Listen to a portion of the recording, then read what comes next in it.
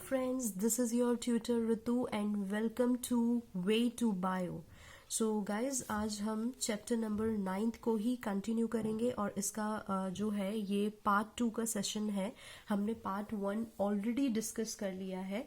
In the part 1 we have discussed about the heredity. हमने discuss किया था. Then we discussed about the rules of inheritance. हमने Mendel के बारे में थोड़ा बहुत डिस्कस किया था. हमने मेंडल का वर्क देखा था. हमने लॉ ऑफ डोमिनेंस के बारे में पढ़ा था, किस तरीके से लॉ ऑफ डोमिनेंस मिला है. उसके बाद हमने मोनो हाइब्रिड क्रॉस के बारे में डिस्कस किया था. तो ये चीज़ें हम पार्ट 1 में अच्छे से पढ़ चुके हैं. और जिसने भी ये वीडियो नहीं देखा है प्लीज़ चैनल पर जाकर इस वीडियो को आप देख सकते हैं. और आगे का फिर पार्ट 2 हम आज कंटिन्यू करेंगे.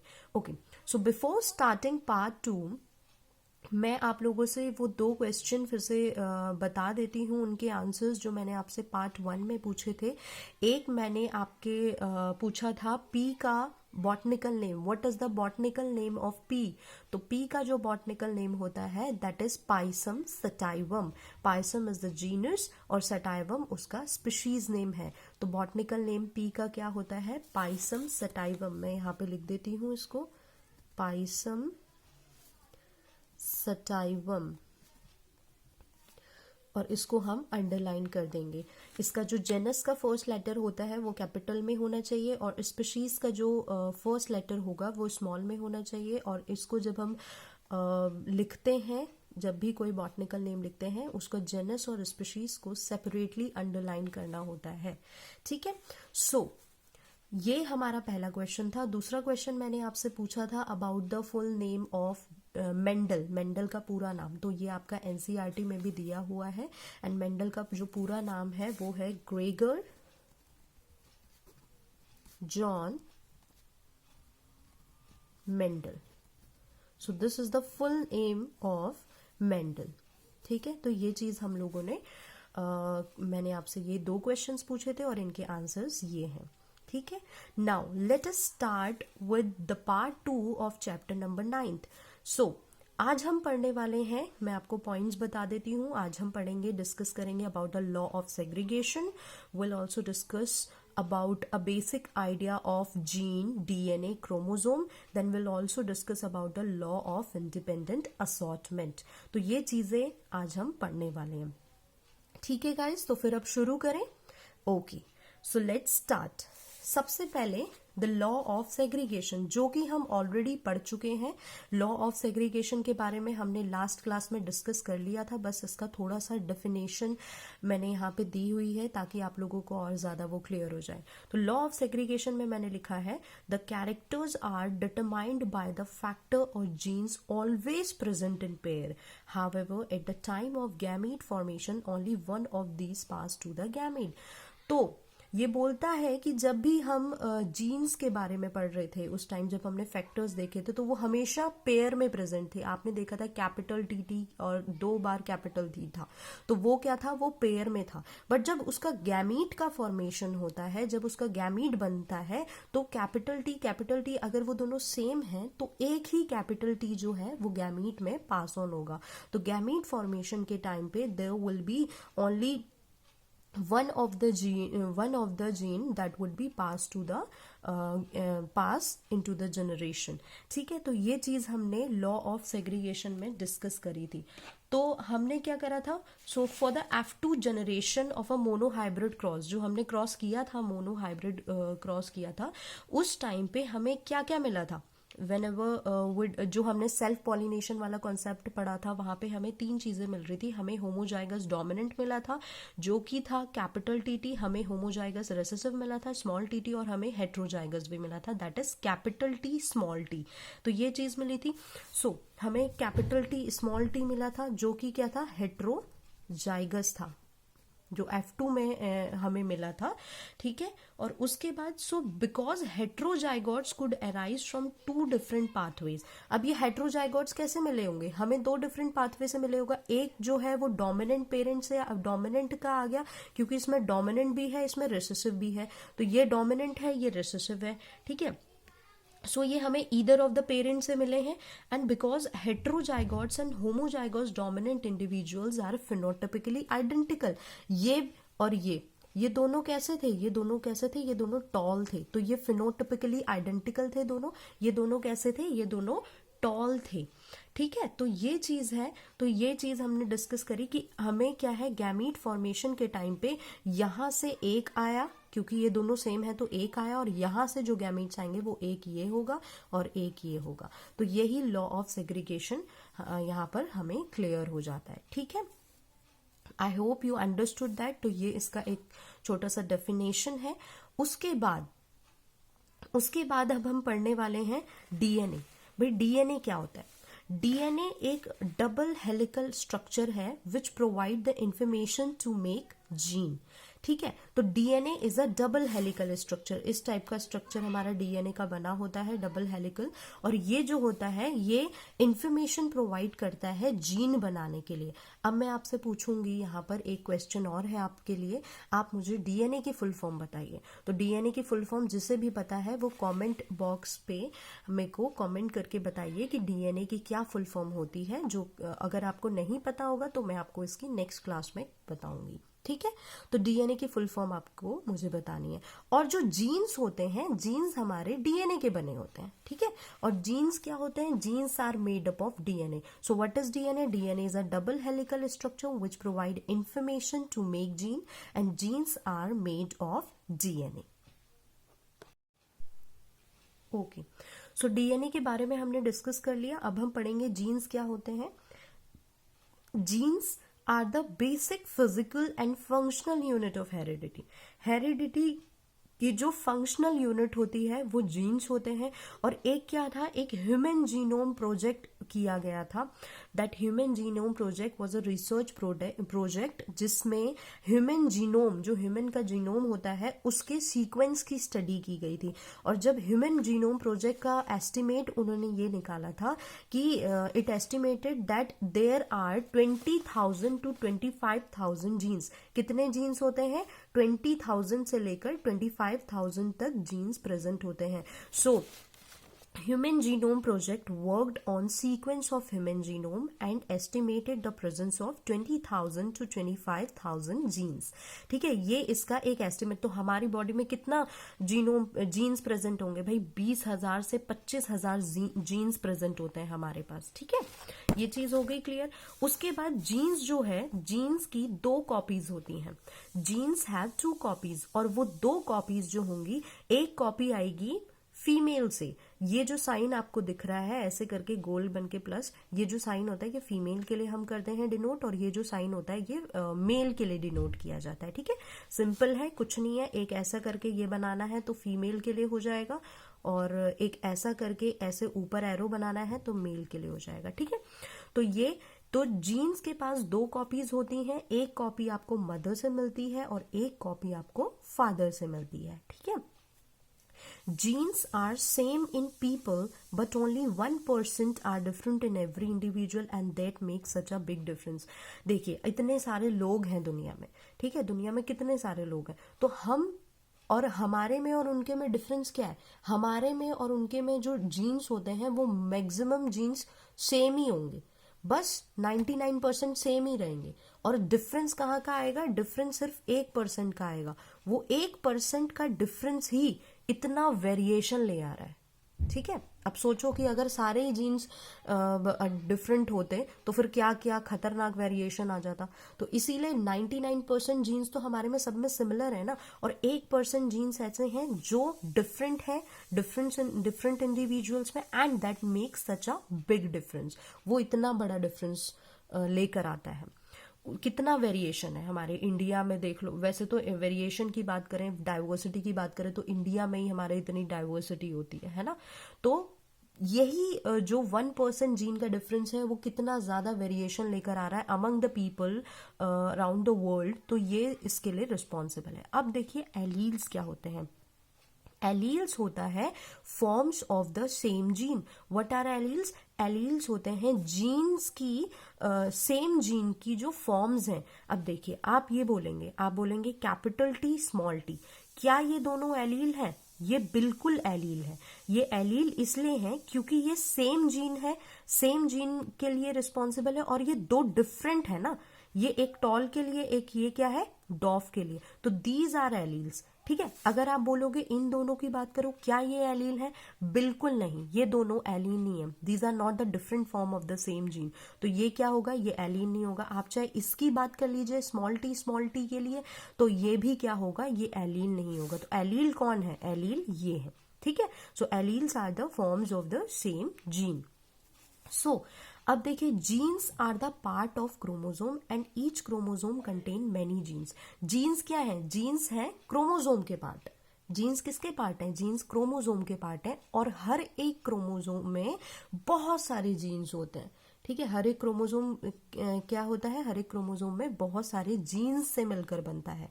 Each cell have 2 copies of each chromosome.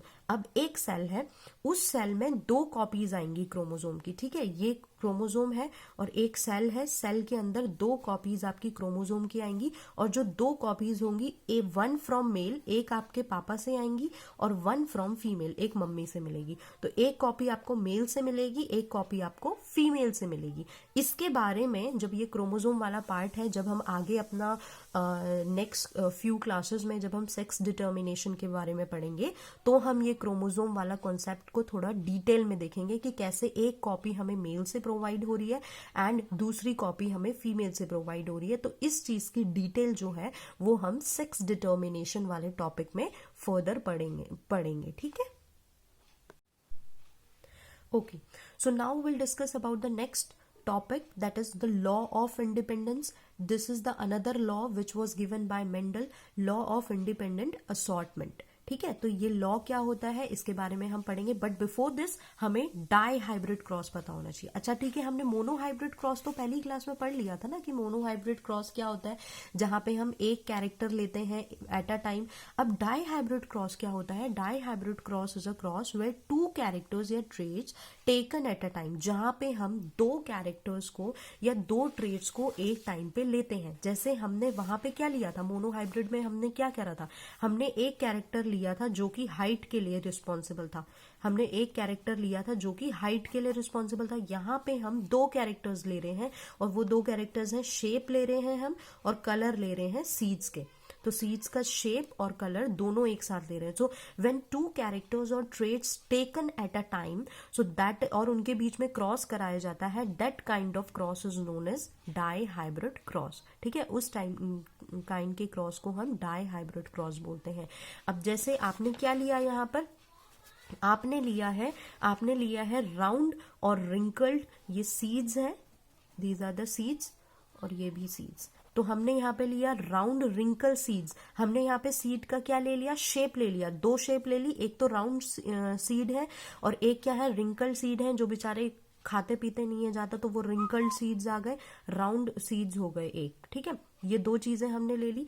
उसके बाद फिर क्या आया, राउंड और रिंकल सीड्स ले लिए। दूसरे में हमने एक येलो सीड्स ले लिए और हमने एक ग्रीन सीड्स ले लिए। तो राउंड और रिंकल्ड की अगर आप बात करो, तो राउंड जो है वो रिंकल्ड पे डोमिनेट कर देगा, इसीलिए राउंड कैसा हो गया, डोमिनेंट कैरेक्टर। रिंकल्ड कैसा है, रेसेसिव कैरेक्टर। इसीलिए हमने डोमिनेंट कैरेक्टर के लिए कैपिटल में लिख दिया और रेसेसिव के लिए हमने स्मॉल में लिख दिया, है ना। तो डोमिनेंट को कैपिटल से रिप्रेजेंट करते हैं और रेसेसिव को स्मॉल से। इसी तरह से येलो और ग्रीन के लिए, येलो जो है वो डोमिनेंट है और ग्रीन जो है वो रिसेसिव है। तो येलो के लिए हमने कैपिटल वाई से रिप्रेजेंट किया है और ग्रीन के लिए हमने स्मॉल वाई से रिप्रेजेंट किया है। ठीक है, ये चीज हमने यहाँ पर की है। तो इसका जो हमने क्रॉस कराया, मेंडल ने ये क्या किया, उन्होंने P1 2 पेरेंट्स लिए, P1 P2। वही हमने जो अब इन्होंने क्या लिया, इन्होंने लिया राउंड, कैपिटल आर किसको डिनोट कर रहा था, राउंड को, स्मॉल वाई किसको कर रहा था, ग्रीन। तो इन्होंने एक राउंड ग्रीन सीड लिए और उसके बाद उन्होंने क्या करा, आर स्मॉल आर किसको कर रहा था, रिंकल्ड को, और कैपिटल वाई किसको कर रहा था, येलो को। इन्होंने लिया रिंकल्ड येलो, मतलब एक डोमिनेंट के साथ एक रेसेसिव कैरेक्टर, एक डोमिनेंट के साथ एक रेसेसिव। तो इन्होंने इन दोनों के बीच में क्रॉस कराया। अब क्रॉस कराने से पहले गैमीट्स, फिर क्रॉस कराएंगे तो गैमीट्स का फॉर्मेशन होगा। गैमीट्स मैंने बताया आपको, ये दोनों आर हैं, तो आर सिमिलर है तो एक आर यहाँ से आएगा, और ये दोनों वाई वाई सिमिलर है तो एक वाई यहाँ से आएगा। इसी तरीके से ये जब स्मॉल आर है तो एक स्मॉल आर यहाँ से आया, ये कैपिटल वाई एक कैपिटल वाई यहाँ से आया। दोनों को जब हमने क्रॉस किया तो हमें ये मिला, हमने कैपिटल आर स्मॉल आर मिल गया और कैपिटल वाई स्मॉल वाई मिल गया। ये हमें एक हाइब्रिड मिल गया। ये हमें क्या मिल गया? हाइब्रिड मिल गया। This is the F1 progeny. ये F1 प्रोजनी है, और F1 प्रोजनी है, इसमें आप देख रहे हो कि आर, कैपिटल आर भी है और कैपिटल वाई भी है। ठीक है, तो ये किसको डिनोट करता है? This denotes round yellow. ठीक है, ये किसको करेगा? राउंड येलो को। क्यों हमने राउंड येलो ही क्यों लिखा है यहाँ पे? क्योंकि यहाँ पे कैपिटल आर है और कैपिटल वाई हमें मिल रहा है, इसलिए आर के लिए राउंड हो गया, वाई के लिए येलो। आप बोलोगे हमने ग्रीन रिंकल्ड क्यों नहीं किया? क्योंकि हमारे पास डोमिनेंट है ना, डोमिनेंट वाला डोमिनेट कर जाएगा ना रिसेसिव को। इसीलिए हमें जो F1 प्रोजेनी में हमने क्या पढ़ा था मेंडल के फर्स्ट लॉ में, हमने ये देखा था कि F1 प्रोजेनी में डोमिनेटिंग कैरेक्टर सामने आ रहा था।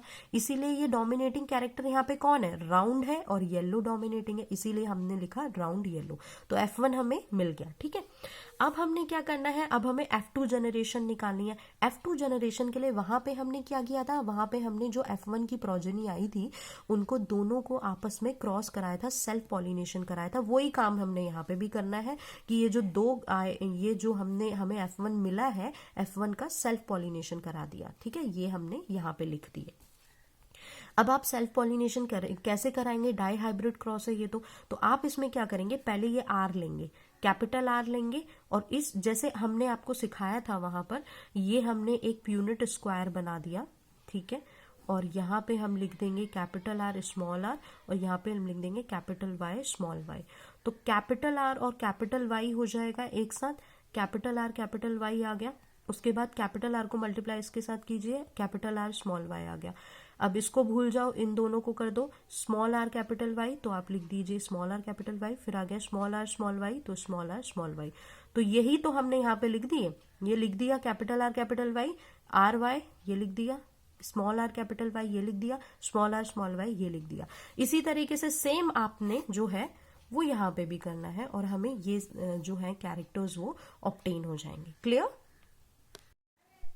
ओके, अब जो ये हमें कैरेक्टर्स ऑब्टेन ये जो हमें मिला है, ये सबको क्या करना है? आपने सबसे पहले अब एक बड़ा सा यूनिट स्क्वायर बनाएंगे आप। ठीक है, ये बनाया आपने बड़ा सा। ठीक है, अब जो ये आपके पास आए हैं कैपिटल आर कैपिटल वाई, ये सब जो आए हैं, इनको पहले एक लाइन से एक एक मतलब बॉक्सेस छोड़ दिए आपने, और यहाँ पे लिख दिया capital R capital Y, capital R small Y, small R capital Y, small R small Y. ये इसके लिए हो गया। ये वाला जो है इसको आप इस यहाँ पे लिख दीजिए, क्योंकि है तो सेम, कहीं भी कोई भी लिख दो। तो ये वाले यहाँ पे आ गए capital R capital Y, capital R small R capital Y, small Y. अब इस जरा ध्यान से देखिएगा हमने क्रॉस कैसे किया इनके बीच में। अब आपने क्रॉस कैसे करना है? पहले आप इन दोनों को लेंगे। ठीक है, पहले आप इसको देखिए, पहले ये है आपके पास, ये अभी सारे भूल जाइए आप सिर्फ इसे देखिए। ठीक है, तो हमने क्या करना है? इसे और इसे क्रॉस करना है। तो कैसे क्रॉस होगा?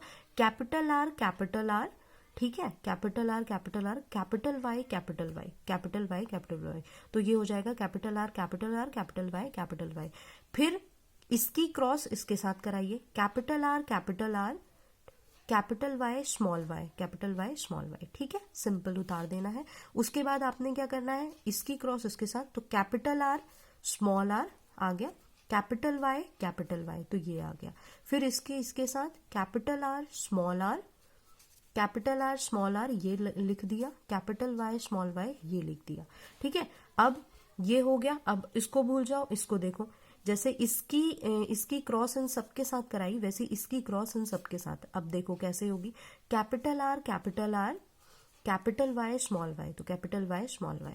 फिर again capital R capital R capital R capital R, small Y small Y small Y small Y.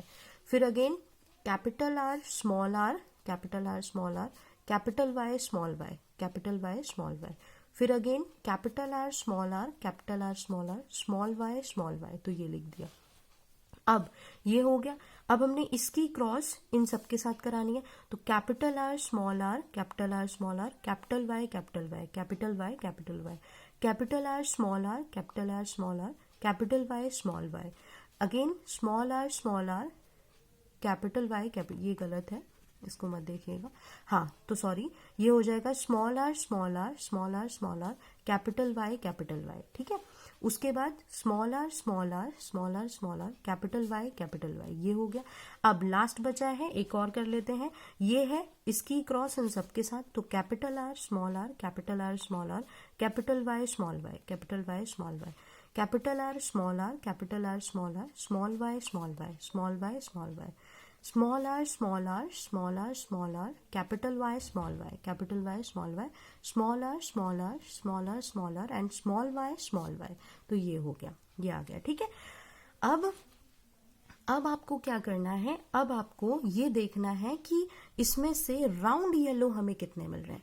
आप ध्यान रखिए, राउंड येलो कौन होंगे, राउंड येलो ये होंगे जहां पे डोमिनेंट होंगे ना दोनों, क्योंकि राउंड भी डोमिनेंट है, येलो भी डोमिनेंट है। तो जहां पे कैपिटल आर और कैपिटल वाई होंगे, इसका मतलब वो क्या होंगे, वो राउंड येलो होंगे। तो हमें यही ढूंढने, हमें राउंड येलो ढूंढने। और राउंड येलो ढूंढने के लिए, क्योंकि यहाँ पे तो बहुत सारे, हम एक मार्क बना देते हैं, जो राउंड येलो होगा जहाँ पे कैपिटल आर कैपिटल वाई होगा, वहां पे हम इस तरीके का सर्कल बना देंगे, जो यहाँ पे बनाया गया है रेड कलर से, ठीक है। तो यहाँ पे आप देखो, ये आपको यहाँ पे कैपिटल आर भी है कैपिटल वाई भी है, इसका मतलब ये राउंड येलो होगा। तो हमने यहाँ पे सर्कल बना दिया, इसमें भी कैपिटल आर है कैपिटल वाई, यहाँ पे भी सर्कल बना दिया, इसमें भी कैपिटल आर है कैपिटल वाई है, इसमें भी सर्कल बना दिया, इसमें भी कैपिटल आर कैपिटल वाई है, इसमें भी स्मॉल सर्कल बना दिया, इसमें भी कैपिटल आर कैपिटल वाई है, मतलब ये भी राउंड येलो है, ये यहाँ पे भी स्मॉल सर्कल, इसमें भी कैपिटल आर कैपिटल वाई है, ये भी राउंड येलो है, इसमें भी स्मॉल सर्कल। उसके बाद ये भी कैपिटल आर कैपिटल वाई, ये भी है, उसके बाद और ये लास्ट ये भी है। तो जब हमने इनको काउंट किया तो ये हमें कितने स्मॉल सर्कल मिल गए, 1 2 3 4 5 6 7 8 9। तो यहाँ पे हमें ये मिल गए, ये सर्कल वाले हैं वो क्या है, वो राउंड येलो है, ठीक है, ये लिख दिया। अब देखो, अब हमें इसमें ढूंढने हैं राउंड ग्रीन। राउंड ग्रीन कौन से होंगे, राउंड ग्रीन वो होंगे जिसमें राउंड का आर हो जाएगा डोमिनेंट कैरेक्टर। ग्रीन के लिए हमने क्या लिया था, ग्रीन के लिए जो हमने कैरेक्टर लिया था वो था स्मॉल वाई। तो आप ढूंढो जहां पे कैपिटल आर और स्मॉल वाई हो, तो वो क्या हो जाएंगे, वो हो जाएंगे राउंड ग्रीन। तो आपको ऐसे वाले ढूंढने हैं। और इसके लिए राउंड ग्रीन के लिए हमने जो मार्क बनाया है वो है ट्राइंगल। कोई भी आप बना सकते हैं, ये आपका एक कन्वीनियंस के लिए है, मैंने ट्राइंगल बना दिया। तो राउंड ग्रीन आपको ढूंढना है जहां पे कैपिटल आर स्मॉल वाई हो। चलो ढूंढते हैं। तो यहाँ पे देखिए, इसमें तो कुछ नहीं है, इस वाली लाइन में सेकंड में देखो, यहाँ पे कैपिटल आर और स्मॉल वाई है, इसका मतलब ये क्या है, ये राउंड ग्रीन। तो ये राउंड ग्रीन है, इसलिए हमने यहाँ पे ट्राइंगल बना दिया।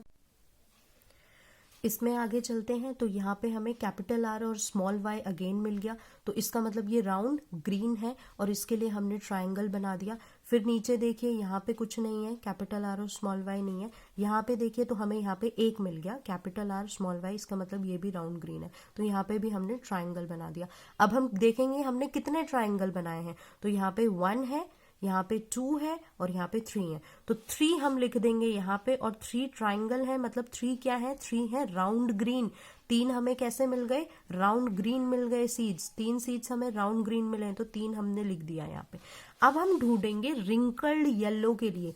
रिंकल्ड येलो के लिए आप जो इसके लिए रिंकल्ड के लिए आपने क्या बनाया है, रिंकल्ड के लिए आपने बनाया है स्मॉल आर, और येलो के लिए आपने क्या बनाया है, कैपिटल वाई। तो आपको ढूंढना है रिंकल्ड येलो।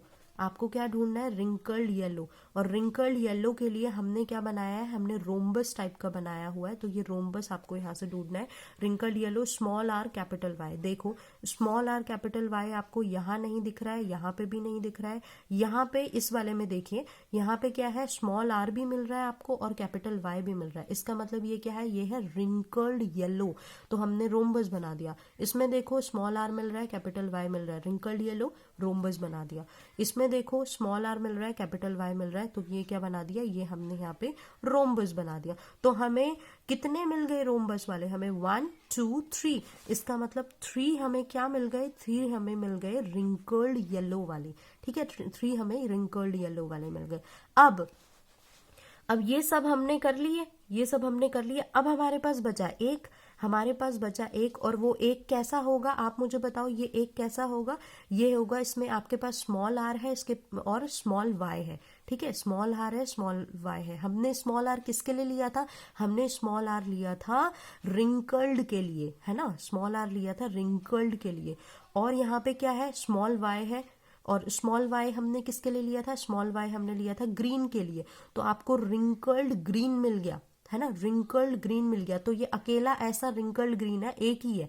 रिंकल्ड ग्रीन क्या है? एक ही है। तो हमने इसके लिए एक बड़ा सा सर्कल बना दिया है। तो यहाँ पे हमने रिंकल्ड ग्रीन पूछा है, तो रिंकल्ड ग्रीन कितना है? 1 है, तो 1 आ गया रिंकल्ड ग्रीन। तो ये आपका एक रेशियो निकल गया, जो डाई हाइब्रिड क्रॉस का रेशियो है। ये रेशियो किसका है? डाई हाइब्रिड क्रॉस का रेशियो है, ठीक है। और रेशियो क्या निकला है? 9:3:3:1। क्या निकला है? 9:3:3:1। 9 कैसे है? 9 है राउंड येलो। राउंड येलो मतलब जिसमें कैपिटल आर और कैपिटल वाई होने वाले हैं, वो राउंड येलो हो गए। राउंड ग्रीन कैसे हैं? जिसमें राउंड के लिए आर, ग्रीन के लिए हम क्या यूज कर रहे हैं? Small Y. 3 कैसे हैं? Wrinkled yellow. रिंकल्ड येलो मतलब स्मॉल आर कैपिटल वाई। और 1 किसके लिए आया? रिंकल्ड ग्रीन के लिए। रिंकल्ड ग्रीन मतलब आपका स्मॉल आर और स्मॉल वाई के लिए। तो ये हमारा डाई हाइब्रिड क्रॉस का जो रेशियो है वो हमें मिल गया। तो what is the ratio for the dihybrid cross? 9:3:3:1 का रेशियो आ गया, ठीक है। ये किसका रेशियो है? डाई हाइब्रिड क्रॉस का। ओके, सो अब हम पढ़ते हैं। तो यही तो लॉ ऑफ इंडिपेंडेंट असॉर्टमेंट अब आपको समझ में आएगा कि क्या है law of independent assortment. The alleles of 2 और more genes get sorted into gametes independent of each other.